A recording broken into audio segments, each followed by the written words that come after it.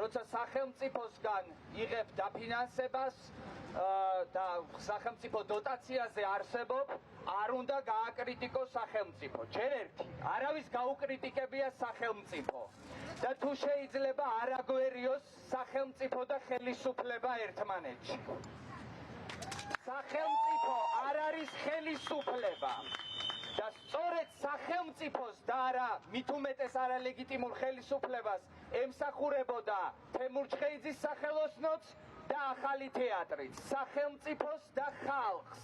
და სწორედ ეს არ აპატიეს არც ერთ სივრცეს, რომ ეს სივრცეები პარტიას კი არა, ან პარტიას, რომელმაც ხელისუფლების უზურპაცია მოახდინა, ემსახურებოდა, არამედ ემსახურებოდა სახელმწიფოს ეროვნულ იდეას, ემსახურებოდა ხალხს და იდგა თავის მაყურებლის გვერდით. იმიტომ გვინდა შევიდეთ, რომ ეს კულტურის სამინისტრო გვეკუთვნის ჩვენ, ხალხს გვეკუთვნის, ამ სფეროში მოღვაწე ადამიანებს გვეკუთვნის.